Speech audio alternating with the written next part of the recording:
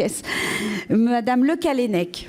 Oui, merci Madame la Présidente. Cette question de l'installation des médecins revient régulièrement dans nos débats, au moins une fois par an, à l'occasion du vote du budget de la Sécurité sociale. Cette année encore, ça a été rappelé, à la faveur d'un amendement de notre collègue des Côtes-d'Armor, Annie Le Houerou.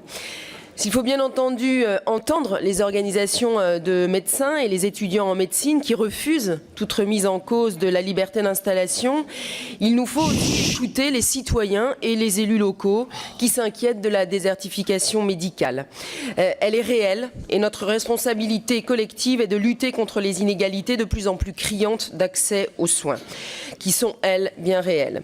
Jusqu'à présent, les gouvernements de droite comme de gauche ont fait le pari de l'incitation.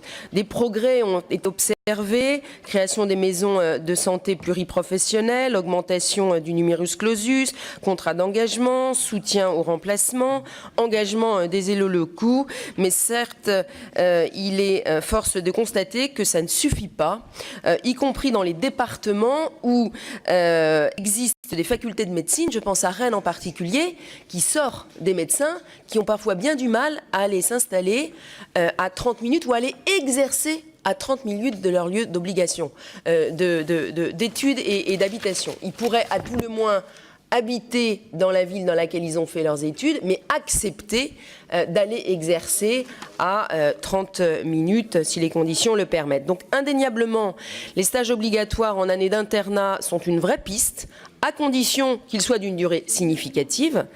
La déshospitalisation des études médicales, comme l'a souligné notre collègue Jean-Pierre Door, c'est une aussi piste à explorer. Dans votre PPL, ce qui interroge et fait débat, on l'a vu ce matin, c'est cette obligation à partir de 2020 de s'installer les 3 premières années d'exercice en zone sous-dotée sous peine de pénalité financière. Alors moi j'ai 3 questions, monsieur le rapporteur. Que répondez-vous à ceux qui militent pour que ces discussions elles aient lieu non pas au niveau national, où on voit bien qu'il y a des résistances et des blocages, mais au niveau régional, entre les différents acteurs, puisque manifestement, les lignes bougent. Vous êtes-vous interrogé aussi sur les critères de définition des zones tendues ou sous-tendues, parce que ça c'est important, et je pense qu'il faut y associer les élus locaux, ou à tout le moins leurs représentants.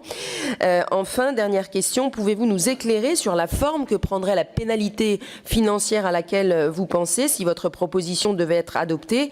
Dans l'amendement de Madame Le Houerou, il était question du déconventionnement. Est-ce que c'est là votre idée? Merci. Merci.